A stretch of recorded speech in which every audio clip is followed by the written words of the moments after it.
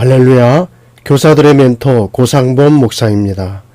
지금 한국교회 교회학교는 위기입니다. 코로나로 많은 교회학교가 문을 닫았습니다. 교회학교가 부흥이 되지 않는다고 큰일 났다고 말하는 사람은 많지만 구체적으로 이 큰일을 어떻게 극복하고 해결할 것인가, 그 상황에 직접 뛰어 문제를 해결하고자 하는 수고와 희생의 사람들은 많지 않습니다.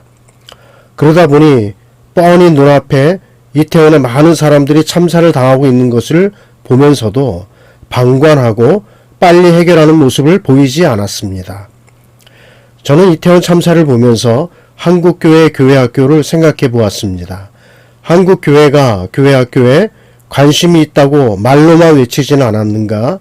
대안은 많이 있지만 실제 행동이 없었습니다. 그러면 이제 기울어져가는 우리 한국교회 교회학교를 다시금 일으켜서 세울 대안을 한번 찾아보기로 하겠습니다. 그래서 이번 주제는 교회학교 리빌딩 하라라고 하는 주제로 정했습니다. 리빌딩은 건축 용어로 그냥 말 그대로 재건축입니다. 프로스포츠에서는 팀의 구성원이나 어떤 시스템을 리셋, 물갈이해서 새롭게 만드는 것을 우리는 리빌딩이라고 합니다. 스포츠에서 하위권 팀을 재건해서 강팀으로 만드는 과정을 뜻하는 단어이기도 하죠. 여러분, 세월이 흐르다 보면은 아파트 같은 건물의 골조가 조금씩 녹아내리는 것처럼 선수들의 기량도 내려가기 마련입니다. 지금 교회학교는 중환자실에서 환자가 링거에 의지해서 연명하는 그런 형편입니다. 그래서 어느 때보다 리빌딩이 필요한 시점입니다. 교회학교는 어떻게 리빌딩 되어야 할 것인가? 첫째, 사명감 있는 교사로 리빌딩 되어야 합니다. 교회에서 교회학교 교사는 3D 업종으로 여겨지죠. 사람을 상대하는 일이 장기적으로는 아주 피곤한 일이고, 내가 맡은 그 아이들에게서 영적으로나 양적으로 부흥되지 못하면 교사는 당연히 지치게 되어 있습니다. 물론 보람도 덜 느끼죠. 교회교육 현장 사정이 이러다 보니까 교사의 수가 절대적으로 부족합니다. 연말만 되면 각 교육부서의 부서장들은 교사들을 찾아서 헤매고 다닙니다. 자원해서 교사를 하겠다는 사람은 별로 없습니다. 그러니 아무나 누구나 교사들이 양산이 되고 교사 교육 훈련조차 없기 때문에 교사들의 헌신도는 전문성과 함께 현저히 떨어지게 되어 있습니다.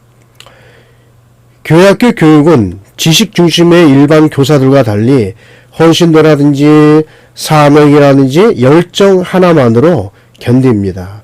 여러분, 사명감이 결여가 되면요, 헌신도가 급격하게 떨어지고 교회학교 운영에 좋지 않은 영향을 미치게 됩니다. 여러분, 저와 여러분은 교사로 부르심을 받았습니다. 그 부르심이 우리가 소명이라고 이야기를 하죠. 소명이 하나님의 부르심이라면 사명은 그 부르심의 구체적인 내용입니다. 그리고 그 주의 부르심에는 반드시 사명이 따릅니다. 그러니까 저와 여러분에게 일을 맡기시기 위해서 우리를 불러주셨다라고 하는 것입니다. 교회학교 교사의 사명은 세상 교사와 다릅니다. 세상 교사는요, 교육부로부터 받은 직분이라면 교사는 하나님으로부터 받은 직분입니다. 두 번째, 교회학교와 가정이 연계하는 시스템으로 리빌딩 되어야 합니다. 사실 다음 세대의 신앙교육 이슈는 코로나 이전에도 늘 존재해왔던 문제였습니다. 우리 자녀들이 교회에서 일주일에 단 1시간 신앙교육을 받은 뒤 남은 일주일 동안은 과연 어떤 삶을 살아갈까요? 한 설문조사에 따르면 일주일 동안 가정에서 신앙활동을 전혀 하지 않는 아이들의 비율이 무려 60.8%로 나타났습니다. 교회학교 교육자들과 교사들이 주일 1시간을 열심히 가르쳐도 우리 자녀들은 주중에 신앙적인 영향력을 거의 받지 못하고 성장하고 있는 것입니다. 이제 교회학교 패러다임이 바뀌고 있습니다. 예전에 교회학교 시스템만 다음 세대를 책임졌다면 이제는 교회와 가정이 함께 가는 그런 시스템입니다. 여러분, 한국 교회도 코로나를 통해서 다음 세대 신앙 양육의 주체는 가정이어야 함을 그것이 명확해졌습니다. 한국 교회는 어떻게 부모를 가정의 신앙교사로 세우고 그들을 훈련시킬 것인가? 앞으로 급격하게 찾아올 그 온라인 시대에 또 가정 중심 문화에 우리가 어떻게 대응하고 준비해야 될 것인가? 그런 질문에 답해야 됩니다. 교회와 가정이 하나 되어서 함께 다음 세대를 향한 하나님의 사랑과 계획을 전수하는 일이 가장 중요하고 시급한 일입니다. 신앙을 전수하지 않으면 다음 세대에 하나님은 없습니다. 그래서 저는 늘 아이들에게 하는 말이 있습니다. 신앙 성공이 인생 성공이다 라는 것입니다. 인생 성공이 신앙 성공이 아니라 신앙 성공이 인생 성공이다. 신앙에 성공하면 하나님께서 우리 인생을 책임져 주실 줄로 믿습니다. 우리 다음 세대 자녀들의 신앙 정말 이대로 괜찮은 것일까요? 교회는 부서 사역자에게만 신앙 교육의 책임을 이름하는 것이 아니라 각 가정의 부모들이 신앙 교육의 1차적 책임자로 세워져야 합니다. 최종적인 목적과 비전은 교회와 가정이 함께 가는 그런 교회학교 시스템을 구축하는 것입니다. 결국 하나님께서 우리에게 주신 성경의 원리를 회복하는 것이라고 얘기할 수 있고, 교회학교 시스템이 영국, 미국 교회를 부흥시킨 건 사실입니다. 그런데 하나님께서 성경의 원리 가운데 부모가 가정의 신앙교사가 되어서 자녀들을 말씀으로 양육하는 그런 성경의 원리를 다 빼앗아 갔다는 것이죠. 바로 이것을 회복해야 합니다. 세 번째, 다음 세대와 좋은 관계로 리빌딩하라. 다음 세대 사역의 핵심은 여러분 무엇이라고 생각을 하십니까? 바로 관계입니다. 예수님께서 이 땅에 제자들과 함께 먹고 마시며 사역하신 것처럼 정말 우리는 다음 세대와 뒹구는 그런 사역을 할 때 다음 세대의 새로운 영적 부흥을 경험하게 될 것입니다. 여러분, 교회는요, 프로그램 시스템이 아니라 관계 시스템입니다. 다음 세대 사역의 핵심은 관계예요. 관계를 잘 맺으면 반이 부흥합니다. 교회가 부흥합니다. 교회 교육에 있어서 명강의보다 사랑의 관계를 맺는 것이 더 중요합니다.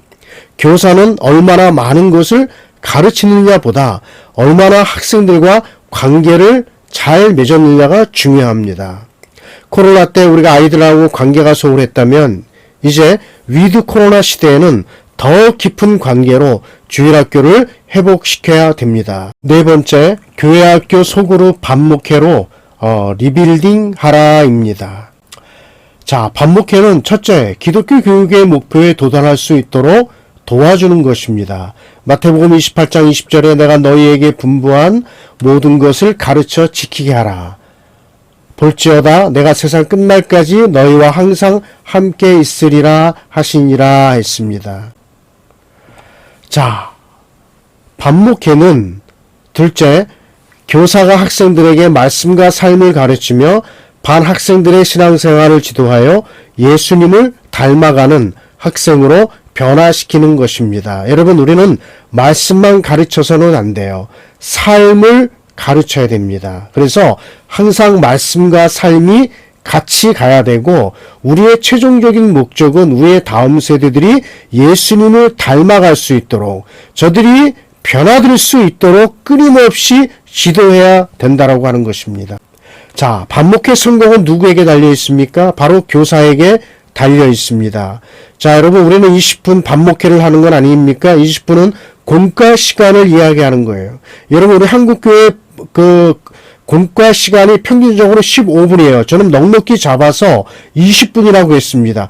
20분, 공과 가르치는 그 15분, 20분만 내가 반목회를 하느냐, 혹은 1시간, 이 1시간이라고 하는 것은 예배와 공과를 다 합쳐서 이야기하는 거예요.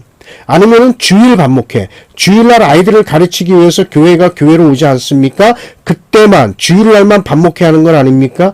그러나 우리 교사는 주중 반목회를 하는 거예요. 우리 교회학교 교사는요, 파트타임이 돼서는 안 돼요. 풀타임 사역자가 되어야 합니다. 감사합니다.